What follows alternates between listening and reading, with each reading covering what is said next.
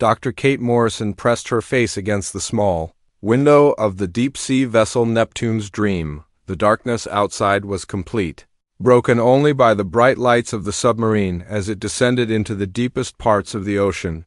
She had been studying sea life for 15 years, but the Mariana Trench still filled her with wonder and fear.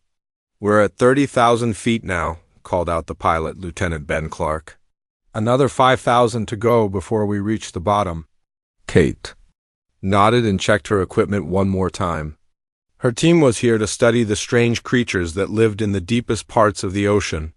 No one expected what they were about to find. Dr. Roger Kim, the team's geology expert, was watching his instruments with a confused look on his face. "Kate, you need to see this," he said. "I'm getting readings that don't make sense." Kate moved over to look at his screen. The sonar was showing something massive on the ocean floor, much larger than anything they had ever seen before. It looked like a mountain, but the shape was too perfect, too organized to be natural. "That can't be right," Kate said. "There's no underwater mountain range in this area." "That's what I thought too," Roger replied. "But look at this." He pointed to another screen that showed the structure's composition. "Whatever it is, it's not made of rock. The material is unlike anything in our databases." As they got closer to the ocean floor, the lights of the submarine began to show the edges of the mysterious structure. Kate gasped. It was enormous, stretching as far as their lights could reach. The surface was smooth and covered in what looked like crystal formations that reflected their lights in strange ways. "Take us around the perimeter," Kate ordered. "I want to see how big this thing really is." For the next hour, they traveled around the structure, mapping its size and shape. It was roughly circular, about 2 miles across, and rose nearly 1,000 feet from the ocean floor. The entire surface was covered in the same crystal-like material, arranged in geometric patterns that seemed to have meaning. "This is definitely artificial," Roger said, his voice filled with excitement and fear. "Someone or something built this." Kate was about to respond when the crystals began to glow. It started as a faint blue light, barely visible, but quickly grew brighter. Within minutes, the entire structure was pulsing with a soft, rhythmic light that illuminated the dark ocean around them. "What did we do?" Ben asked, his hands moving quickly over the controls. "Did we activate something?" The light from the crystals was growing stronger, and Kate could feel a strange vibration through the hull of the submarine. It was like the structure was waking up after a very long sleep.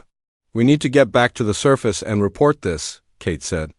"This is way beyond anything we're equipped to handle."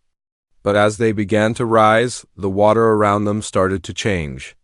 The normal darkness of the deep ocean was being pushed away by waves of blue light that seemed to come from the structure itself. The light was beautiful, but Kate couldn't shake the feeling that they had just triggered something very important and very dangerous on the surface. Their support ship was already detecting the changes. Captain Lisa Hayes was in charge of the research vessel Ocean Explorer, and she had never seen anything like the readings her instruments were showing. "The entire ocean floor is lighting up," reported her communications officer, Sergeant Danny Cooper. "The energy readings are off the charts." Lisa grabbed the radio. "Neptune's Dream, this is Ocean Explorer. What's your status down there?" Kate's voice came through the speaker, filled with tension. "We found something, Lisa, something big. We're coming up now, but you need to contact the mainland immediately." This is beyond a scientific discovery. As Kate's team made their way back to the surface, the effects of the awakening structure were already spreading. Satellites in orbit were detecting unusual energy patterns emanating from the Pacific Ocean. The energy was creating ripples in Earth's magnetic field that could be measured from space. At the North American Aerospace Defense Command, General Paul Carter was having a very bad day. First, his morning briefing had included reports of strange readings from deep space monitoring stations. Now, his staff was telling him about energy signatures coming from the bottom of the ocean. "Sir, we're getting reports from research vessels in the Pacific," said his aide, Commander Michelle Torres. "They've discovered some kind of structure on the ocean floor that's emitting massive amounts of energy." Paul looked at the data being displayed on the main screen. The energy patterns were unlike anything in their databases. They weren't nuclear, weren't chemical, and definitely weren't natural. "Get me the president on the line," he ordered. Contact our OIs? If this is some kind of new weapon system, we need to know about it. But the structure wasn't a weapon, at least not in any way that humans understood. Deep beneath the ocean, the ancient crystal formations were following programming that had been set in motion billions of years ago. The presence of intelligent life on the planet's surface had triggered systems that had been waiting patiently for this moment. As Kate's submarine reached the surface, she could see that the ocean explorer was bustling with activity. Crew members were running back and forth, and she could hear radio chatter from multiple sources. Whatever they had found, it was already causing a stir. "Kate, thank God you're back," Lisa said as the submarine was brought aboard. "We've been getting calls from governments around the world. Everyone wants to know what's happening out here." Kate climbed out of the submarine, her legs shaky after the long dive. "I wish I could tell them," she said. "But honestly, I have no idea what we just found down there." Dr. Amanda Foster, the team's senior scientist, was already examining the video footage from their dive. "This structure predates any known civilization," she said.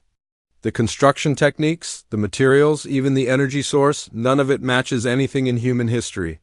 As they spoke, reports were coming in from around the world. Similar energy signatures were being detected at various locations. Buried sites that had never shown any activity before were suddenly coming to life. In the deserts of Egypt, in the mountains of Tibet, in the frozen wastelands of Antarctica, ancient structures were awakening. The most dramatic discovery came from the moon. Captain Jake Sullivan was commanding a routine supply mission to the Lunar Research Station when his crew detected massive energy readings from the far side of the moon. What they found there would change everything. "Houston, this is Lunar Transport 7, Jake radioed back to Earth. "We've got a situation up here. There's a structure on the moon's surface that's identical to the one found in the Pacific Ocean. It's active and getting brighter by the hour." The implications were staggering. Whatever had built the structure on Earth had also placed similar devices throughout the solar system. As more reports came in, it became clear that humanity had stumbled upon a network of ancient technology that spanned not just Earth, but the entire solar system. Back on the Ocean Explorer, Kate was trying to make sense of the data when the ship's computers began displaying a message. The text was in English, but the source was coming from the structure on the ocean floor. "Guardians of Earth," the message read. "The time of awakening has come. The ancient threat stirs once more. Prepare yourselves, children of the stars, for the shadow that devoured your predecessors has returned." Kate stared at the screen, her heart racing. Whatever they had found in the deep ocean was trying to communicate with them. And if the message was true, humanity was about to face a threat that had existed since before human civilization began. The crystal structure continued to pulse with its blue light, and somewhere in the depths of space, ancient enemies were stirring. The Guardian of Earth had awakened, and the galaxy would never be the same. 3 days had passed since the discovery in the Mariana Trench, and the world was in chaos. Every major government had teams of scientists trying to understand the ancient structures that were appearing all over Earth and beyond. The blue light from the ocean structure had grown so bright that it could be seen from space. Dr. Kate Morrison hadn't slept properly since returning from the dive. She was back aboard the Ocean Explorer, leading an international team of scientists who were trying to communicate with whatever intelligence was behind the crystal formations. The messages had continued appearing on their computers, but they were becoming more detailed and more urgent. "Kate, we're getting another transmission," called Dr. Amanda Foster from her station. "This one is different. It's not text anymore." Kate hurried over to look at the screen. Instead of words, there were images flowing across the display. They showed star systems, planets, and what looked like massive ships moving through space. But the ships were wrong somehow, like they were made of shadow instead of metal. "Can you make sense of any of this?" Kate asked. Amanda shook her head. "It's like watching a history lesson, but the history of a civilization we've never heard of." Suddenly, the images stopped and were replaced by a new message in clear English. Dr. Morrison, you have been chosen as the primary contact. Please place your hand on the communication interface. Kate looked around the room. Every screen was displaying the same message. How does it know my name? She whispered. Kate, don't, said Dr. Roger Kim. We don't know what this thing is capable of. But Kate was already moving toward the main computer console. Something deep inside her told her that this was safe, that whatever was speaking to them meant no harm to humanity. She placed her palm flat against the screen. The moment her skin touched the surface, the world changed around her. She found herself standing in a vast space filled with stars, but she could breathe and move as if she were still on the ship. A figure appeared before her, tall and graceful, with features that looked almost human, but not quite. Welcome, Dr. Morrison, the figure said. Its voice was calm and somehow both male and female at the same time. I am Aegis, Guardian of Earth, and protector of developing civilizations. I have been waiting for your species to reach sufficient development to receive this knowledge. Kate tried to speak but found her voice had deserted her. The figure smiled kindly and gestured for her to relax. You are safe, Aegis continued. What you are experiencing is a mental interface. Your body remains on your ship while your consciousness communicates with me directly. This allows for perfect understanding between our very different forms of existence. What are you? Kate finally managed to ask. How long have you been down there? I am an artificial intelligence created by a race called the Precursors, Aegis replied.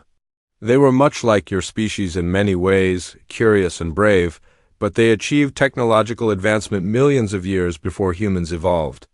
I have been dormant beneath your ocean for approximately 4 billion years. The space around them changed, showing images of a beautiful world filled with creatures that looked like a mixture of humans and something else entirely. They had built incredible cities that seemed to grow from the ground itself, and their ships moved between the stars like living things.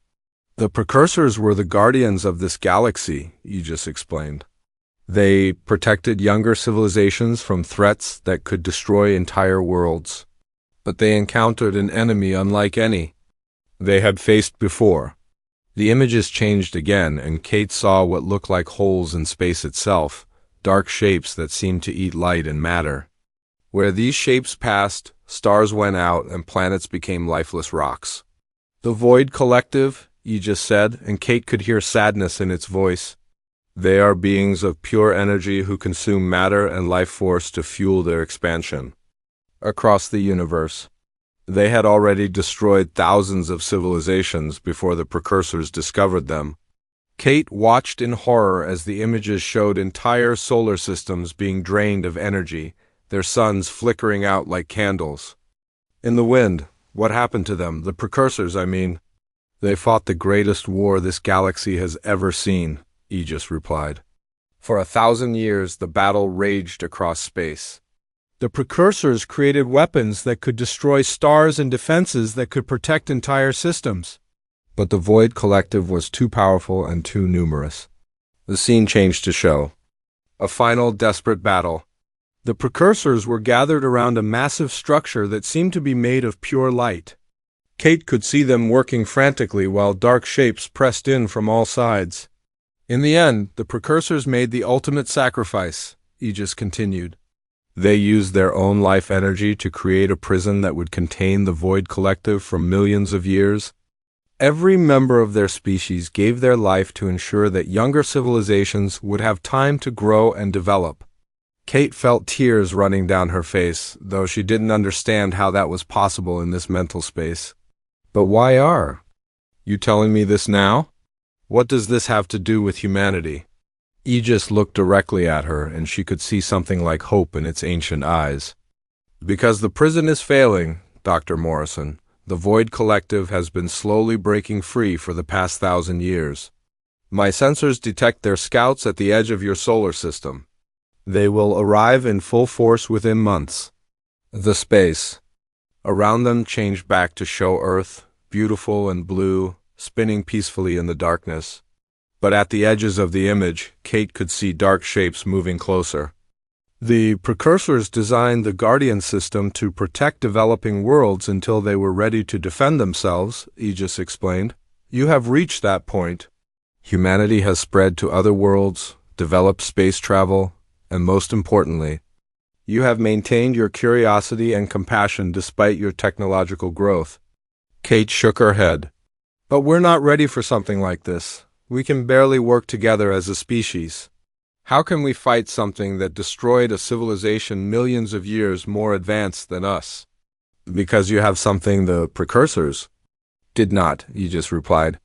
You have the ability to adapt and find solutions that others cannot see. Your species thinks differently than any the galaxy has known. Where others see impossible problems, humans find unexpected answers. The mental space began to fade, and Kate could feel herself returning to the ship. Wait, she called out. What do you need us to do? Learn, Aegis said as its image grew fainter. I will share the knowledge of the precursors with your scientists. But remember, Dr. Morrison, technology alone will not save you. Your greatest strength lies not in weapons or defenses, but in your ability to unite and find hope even in the darkest circumstances. Kate blinked and found herself back on the Ocean Explorer, her hand still pressed against the computer screen. The other scientists were staring at her with worried expressions. Kate, you've been standing there for 3 hours, Amanda said. We couldn't wake you up. 3 hours? Kate looked around in confusion. The conversation with Aegis had felt like it lasted only minutes. What happened? Roger asked. Your vital signs were stable, but your brain activity was unlike anything we've ever recorded. Kate pulled her hand away from the screen and sat down heavily in a chair. We're in trouble, she said quietly. Big trouble. Over the next few hours, Kate told her team everything Aegis had shown her. At first, they were skeptical, but as she described the precursors and their technology, the computer screens around them began displaying detailed technical information that no human had ever seen before. This is impossible, Amanda whispered.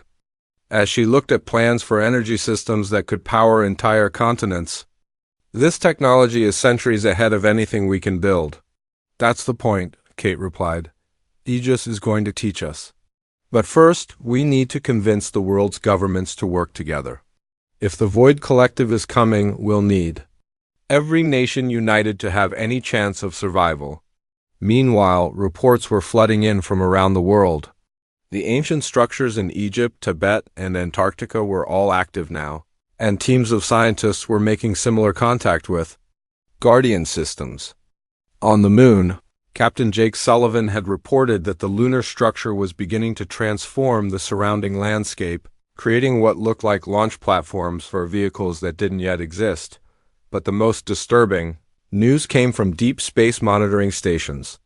Astronomers were detecting unusual activity at the edge of the solar system, dark objects that seemed to absorb light rather than reflect it. Whatever was coming, it was already closer than anyone had imagined. General Paul Carter was in an emergency meeting with world leaders when the latest reports arrived. Ladies and gentlemen, he said grimly, according to our best estimates, we have less than 6 months to prepare for an invasion by an enemy we don't understand using technology we've never seen. Dr. Kate Morrison was about to become the most important person on Earth. The fate of humanity now rested on her ability to learn from an ancient guardian and unite the world against a threat that had destroyed civilizations across the galaxy. The shadow was coming, and Earth's only hope lay in the wisdom of a species that had died to give them this chance. The debates had gone on for weeks. World leaders argued while scientists worked frantically to understand the technology that Aegis was sharing with them. Some governments wanted to build weapons immediately. Others insisted on trying to communicate with the approaching threat. Meanwhile, the dark shapes at the edge of the solar system were getting closer every day. Admiral Richard Stone stood on the bridge of the Earth Defense Force flagship Liberty, watching the main display screen with growing concern. His fleet of 30 ships represented the most advanced military technology humanity had ever created. But compared to what was coming, they might as well be paper boats in a hurricane. Sir, we're getting new readings from the outer sensors. reported his communications officer, Lieutenant Patricia Young. The objects have passed Jupiter's orbit and are accelerating toward Mars. Richard nodded grimly. How long until they reach us? At current speed, approximately 72 hours, 3 days. After months of preparation, they had 3 days before the first contact with an enemy that had destroyed entire civilizations. Richard felt the weight of every human life pressing down on his shoulders. Down on Earth, Dr. Kate Morrison was in the command center that had been built around the ocean structure. The crystal formation had grown larger over the past month, rising from the ocean floor like a mountain of light. Aegis had been sharing knowledge constantly, but even with all the new technology, Kate knew they weren't ready. "Kate, we're losing contact with the Mars colonies," called Dr. Amanda Foster from her station. Their last transmission said they could see something blocking out the stars. Kate closed her eyes and took a deep breath. The Mars settlements had 3 million people, including families and children who had been born on the red planet. Patch me through to Aegis. The familiar mental connection opened immediately. Kate found herself in the star-filled space where she had first met the Guardian. "I am here, Dr. Morrison," Aegis said, appearing beside her. "The enemy has arrived sooner than my calculations predicted. Can you see what's happening at Mars?" Kate asked. The space around them changed to show the red planet from orbit. But something was terribly wrong. Mars looked darker than it should, as if a shadow was falling across its surface. As Kate watched, she realized the shadow was moving, growing larger by the minute. "The Void Collective scouts are beginning their harvest," Aegis explained. "They will drain the energy from Mars's atmosphere first, then move deeper into the planet's core. The process will take approximately 6 hours. Kate felt sick. What about the people? The colonies? Director Carl Lewis has been evacuating the surface. Settlements to the underground cities, Aegis replied. The deep shelters may protect some of them, but not for long. The Void Collective will eventually reach them. Kate wanted to scream, to demand that Aegis do something, but she forced herself to stay calm. Our fleet is moving to intercept them. Will our new weapons work? Aegis was quiet for a moment. Some of your ships have been equipped with precursor energy systems. They will be more effective than conventional weapons, but the enemy force is much larger than anticipated. I estimate your fleet has a 12% chance of success. 12%, Kate repeated. That's all? Dr. Morrison, you must understand. Something about the Void Collective, Aegis said. They are not merely conquerors. They are hunger itself, turned into living form. Every star they consume makes them stronger. Every world they drain adds to their power. They have been growing for millions of years. The scene changed to show Admiral Stone's fleet approaching. Mars, the human ships looked tiny compared to the massive shadow that was covering the planet. Kate could see smaller dark shapes breaking away from the main mass, moving toward the approaching fleet. Those are void fighters, Aegis explained. They were once ships from other civilizations, converted into weapons by the collective. Yeah. We'll recognize some of the designs from species that fell centuries ago. Kate watched in horror as the battle began. The first exchange of fire lit up the darkness around Mars with brilliant flashes of energy. The human ships were using weapons based on precursor technology, firing beams of pure light that could cut through asteroids. But when the beams hit the Void Fighters, they simply absorbed the energy and grew larger. It's not working, Kate, whispered. Admiral Stone was having the same realization aboard the Liberty. His most powerful weapons were only making the enemy stronger. All ships, switch to kinetic weapons, he ordered. Physical projectiles only. The fleet began firing solid metal slugs at high velocity. These seemed to have some effect, punching holes in the dark shapes, but the Void Fighters simply flowed, like liquid to repair the damage. Worse, they were learning from each attack, adapting their defenses in real time. Sir, we're losing the Washington, Patricia reported. They're being drained of power, all systems going dark. Richard watched helplessly as one of his ships went silent, its lights flickering out as something invisible pulled the energy from its reactors. The ship itself remained intact, but it was now just a dead piece of metal floating in space on Mars. Director Carl Lewis was coordinating the evacuation from the main underground command center in New Shanghai Colony. The surface of Mars was now completely dark, and the temperature was dropping rapidly as the planet's atmosphere was being consumed. "We've got 2 million people in the deep shelters," reported his assistant, Captain Susan Martinez. "But the emergency power won't last more than a few days." Carl stared at the screens showing the surface. Through the few cameras that were still working, he could see shapes moving across the landscape, dark forms that seemed to flow like water, but struck like steel.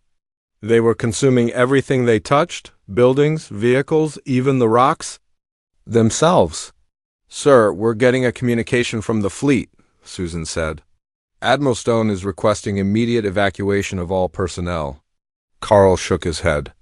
"There's no way to evacuate 3 million people with the ships we have. Even if the fleet survives, they don't have the capacity." Above Mars, the battle was going badly. Admiral Stone had lost 6 ships already, and the Void Collective was only getting stronger. The enemy had absorbed so much energy that new fighters were being created from the stolen power, growing like dark flowers in the vacuum of space. "Sir, I'm detecting something new," Patricia said, her voice tight with fear. "The main collective. MSS is changing shape. It looks like it's preparing to move toward Earth." Richard felt his heart sink. The enemy wasn't even bothering to finish the fight. They had enough power from Mars to begin their assault on humanity's homeworld. Back in the command center on Earth, Kate was watching the battle through Aegis's sensors. The Guardian's ancient programming was analyzing every aspect of the fight, learning about this new generation of Void Collective forces. "They have evolved since the Precursor's time," Aegis said. "They are more efficient at energy absorption and have developed new methods of reproduction. This is troubling." "There has to be something we can do," Kate said desperately. "Some weakness we can exploit." "Perhaps," Aegis replied thoughtfully. "The Void Collective's greatest strength is also their greatest vulnerability. They share consciousness across their entire species. Every individual is connected to every other. This allows them to coordinate perfectly, but it also means that a disruption in one can affect all of them." Kate felt a spark of hope.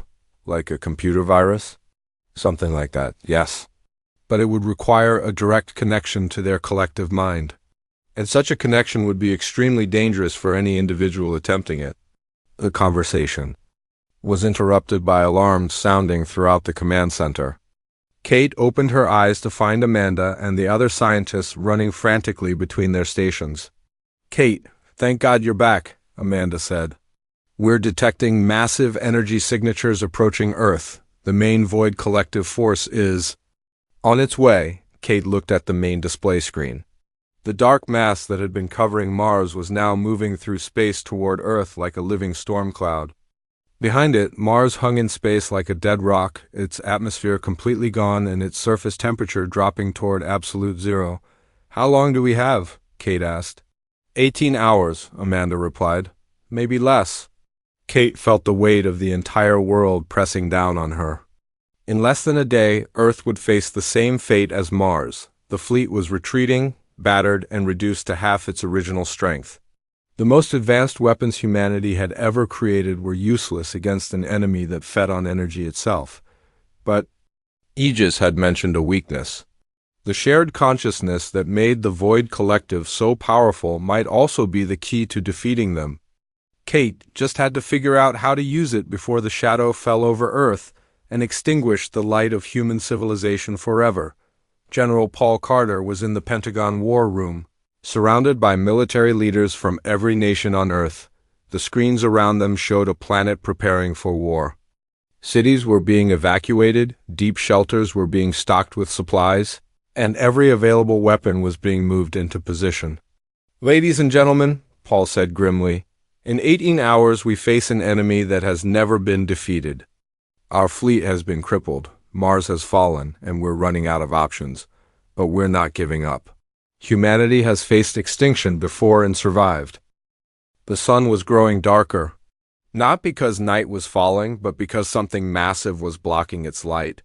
The Void Collective had arrived at Earth, and their first action was to begin draining energy directly from the star that gave life to humanity's homeworld. Dr. Kate Morrison stood in the emergency command center that had been built around Aegis's crystal structure.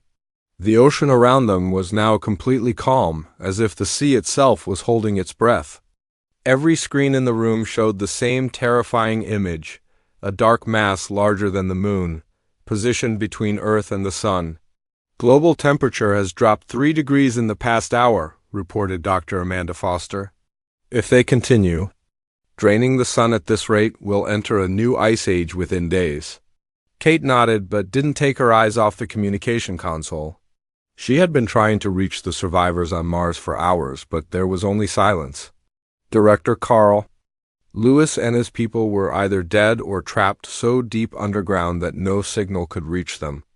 Kate, we're getting reports from around the world, said Dr. Roger Kim.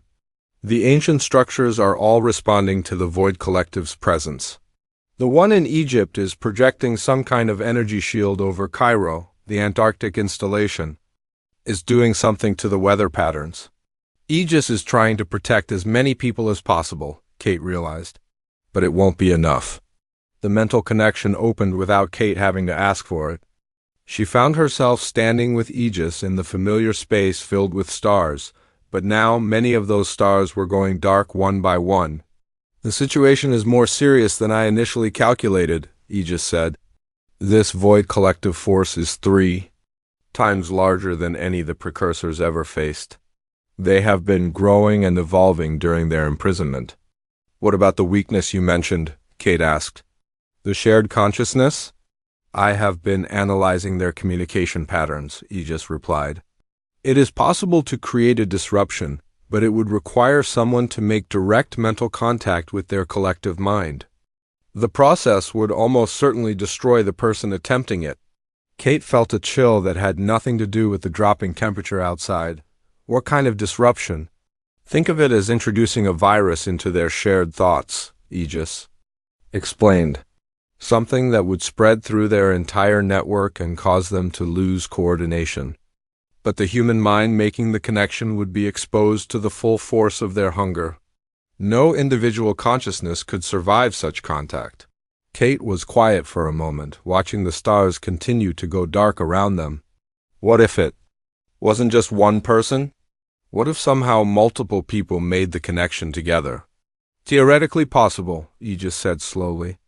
If several humans could link their minds together and then connect to the collective, they might be able to survive the contact long enough to deliver the disruption. But human brains are not designed for such connections. The risk of permanent damage or death would be extremely high. The mental space faded, and Kate found herself back in the command center.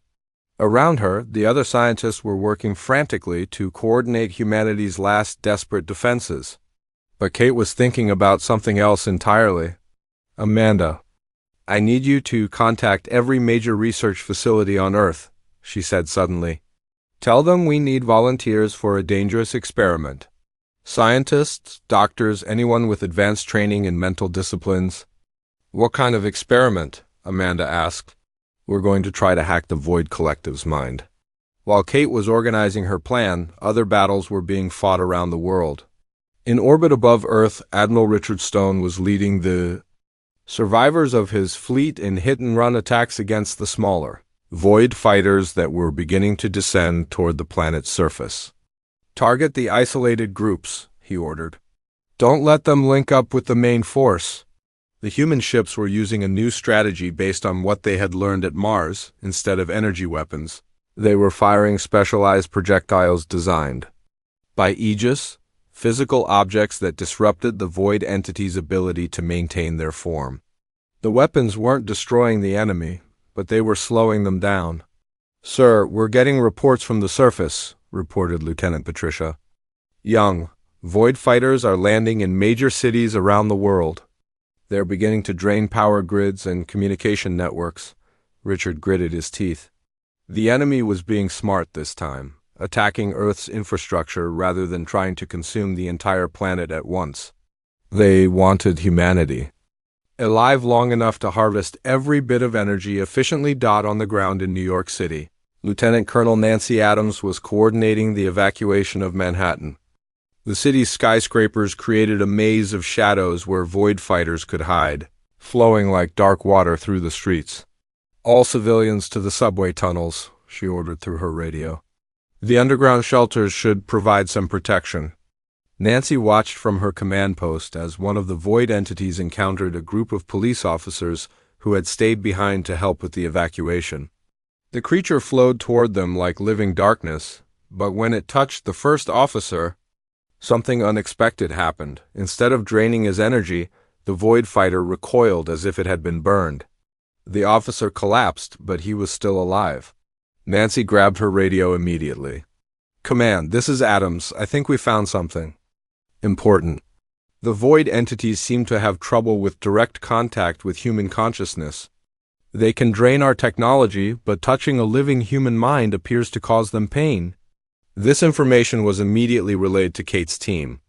If direct mental contact was painful for the Void Collective, then Kate's plan might actually work. Meanwhile, in the deep underground shelters beneath what had once been New Shanghai on Mars, Director Carl Lewis was still alive. He and 200,000 other survivors were huddled in the lowest levels of the colony, protected by emergency power cells and Aegis-designed shielding. "Sir, we're picking up a transmission from Earth," reported Captain Susan Martinez. "Dr. Morrison is asking for volunteers for some kind of mental linking experiment." Carl looked around at his people. They were trapped, slowly freezing as Mars died around them. But they were also some of the most experienced humans when it came to living in hostile environments. "Susan, can we establish a communication link with Earth? It would use most of our remaining power, sir." "Do it. If Dr. Morrison has a plan to stop these things, we need to help any way we can." Back on Earth, Kate was gathering her volunteers in the command center. Scientists, doctors, and researchers from around the world had responded to her call. Some had arrived in person. Others were connected through advanced communication systems that Aegis had helped to design. Dr. Patricia Young had flown in from the Lunar Research Station. Captain Michelle Torres had volunteered despite having no scientific training, saying that her experience as a pilot might help with mental coordination. Even some of the Mars survivors, led by Carl Lewis, were participating through long-range communication links. "Everyone needs to understand what we're attempting," Kate said to the assembled group. "We're going to link our minds together and then make contact with the Void Collective's shared consciousness.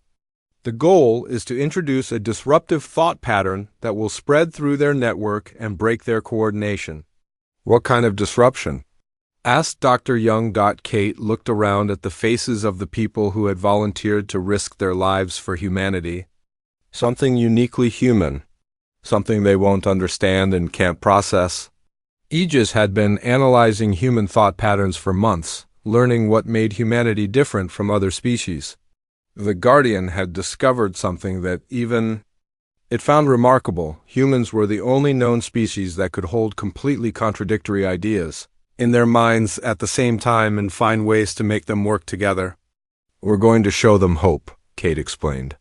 "Not just the concept of hope, but the human ability to find hope in impossible situations.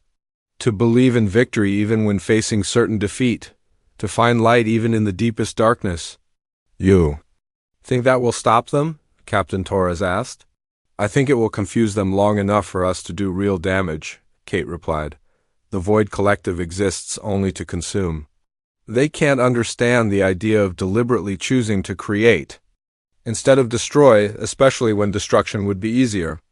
The team spent the next hour preparing for the mental link. Aegis provided interface devices that would allow their consciousness to merge temporarily.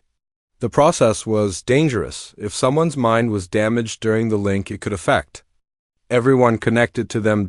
As they prepared, reports continued coming in from around the world. The Void Fighters were systematically draining power from every city they could reach. The temperature was dropping rapidly as more of the sun's energy was consumed. Humanity had perhaps 6 hours before the planet became uninhabitable. Are we ready? Kate asked the assembled volunteers. Everyone nodded, though she could see the fear in their eyes. They were about to attempt something that had never been tried before. Linking human minds together and then attacking an alien consciousness that had destroyed civilizations across the galaxy. The moment the mental link formed completely, Kate Morrison felt her consciousness expand beyond anything she had ever imagined. She could feel the thoughts and emotions of every volunteer connected to the network. Dr. Patricia Young's scientific curiosity, Captain Michelle Torres's determination, Director Carl Lewis's protective instincts for his people on Mars, and dozens of others from around the world. But she could also feel something else, a vast alien presence pressing against their small group like a storm of pure hunger. The Void Collective's shared consciousness was massive, stretching across space and connecting every member of their species into one terrible mind. Stay together, Kate thought to her team. Remember what we're here to do? The human volunteers reached out with their linked minds toward the Void Collective. The moment they made contact, pain shot through every member of the group.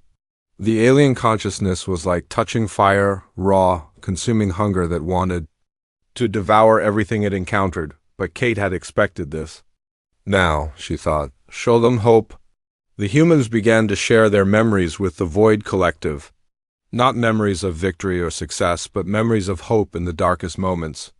Kate shared the memory of her first dive to the ocean floor. The wonder she felt even in the crushing darkness of the deep sea. Dr. Young shared her childhood dream of becoming an astronaut. The hope that had carried her through years of difficult training, the Void Collective recoiled.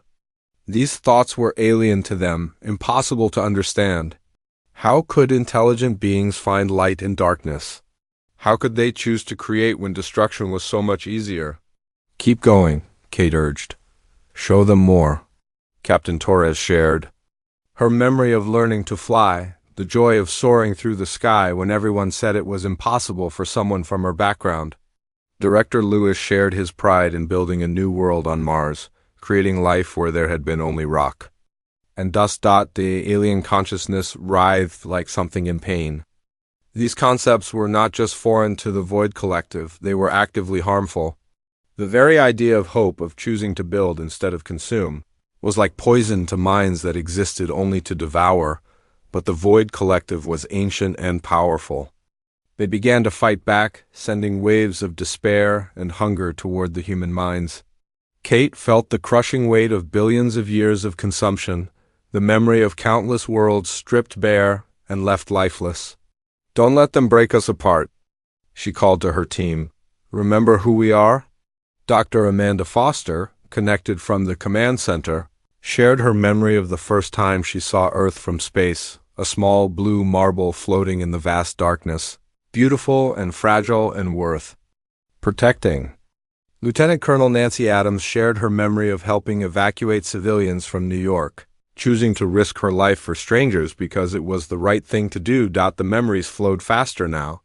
Sergeant Danny Cooper shared his first day as a teacher before joining the military, the hope in children's eyes as they learned about the world.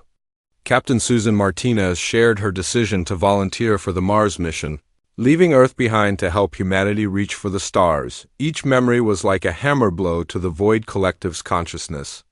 They had never encountered minds that could feel genuine joy in creating, in protecting, and sacrificing for others. These concepts were so foreign that they caused actual damage to the alien network. It's working, Kate realized. They can't process what we're showing them. The Void Collective tried a different approach. Instead of fighting the human memories, they tried to understand them. This was their second mistake. The moment they attempted to truly comprehend hope, their entire consciousness began to change. For billions of years, the Void Collective had existed in perfect unity, every member sharing the same thoughts and desires. But now, infected by human concepts, some members began to question their purpose. If these tiny beings could find joy in creation, why did the collective only know how to destroy? The questioning spread like wildfire through their shared mind. On Earth and throughout space, Void Fighters suddenly stopped their attacks. Confused by thoughts and feelings they had never experienced before, Admiral Richard Stone, watching from his flagship, couldn't believe what he was seeing. The enemy ships are just floating there, he reported. They've stopped moving entirely. But Kate knew the battle wasn't over yet. The Void Collective was vast and ancient. Some parts of their consciousness were fighting against the infection of hope, trying to purge the alien thoughts from their network. We need to go deeper, Kate told her team. Show them the most human thing of all.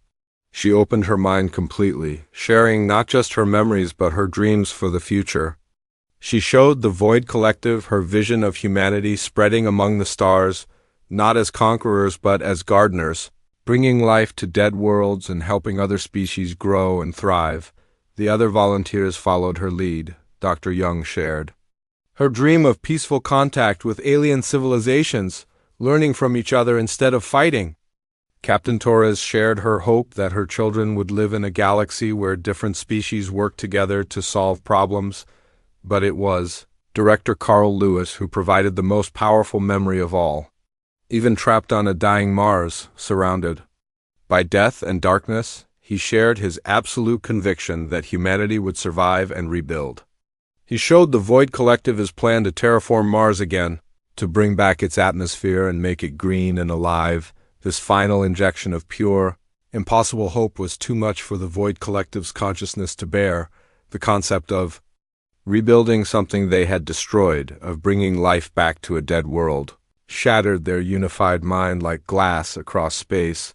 The massive entity that had been consuming Earth's sun suddenly convulsed.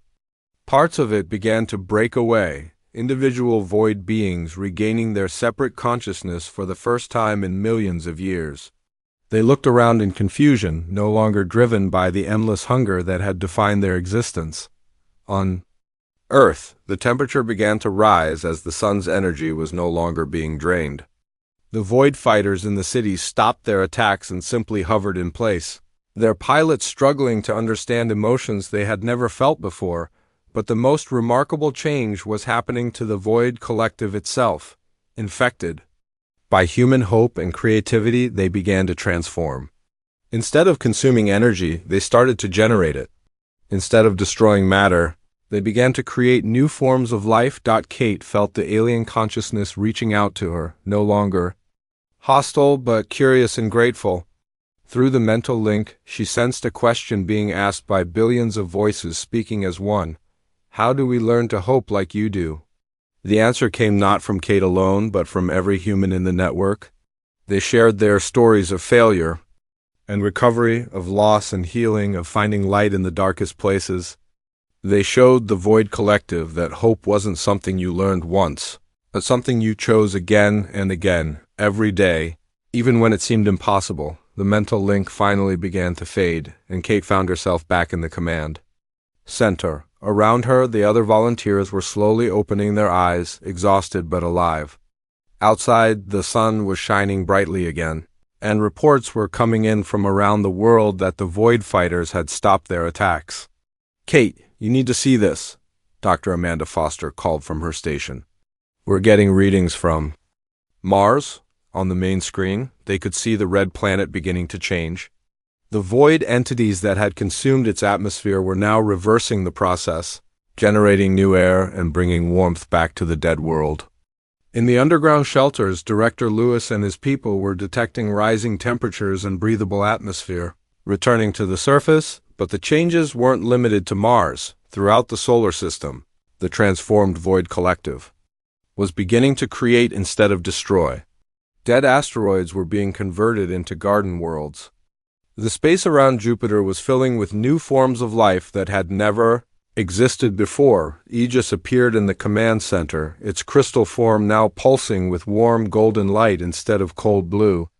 You have accomplished something the precursors never imagined possible, the Guardian said. You have not defeated the Void Collective, you have redeemed them. Kate looked around at her exhausted team. What happens now? Now you teach them, Aegis replied. The Void Collective wants to learn how to create, how to protect, how to hope. They want to become gardeners of the galaxy instead of its destroyers. Over. The following months, humanity found itself in a role they had never expected. Instead of fighting a cosmic war, they became teachers and guides to a species that was learning to transform itself. The Void Collective, now calling themselves the Builders, worked alongside humans to restore the worlds they had once destroyed. Mars was the first success. Within a year, it had a thicker atmosphere than Earth and was covered with forests and oceans. The former Void entities delighted in creating new forms of life, each more beautiful and complex than the last. Captain Jake Sullivan, now commanding the first joint human-builder exploration ship, led missions to restore dead worlds throughout the galaxy.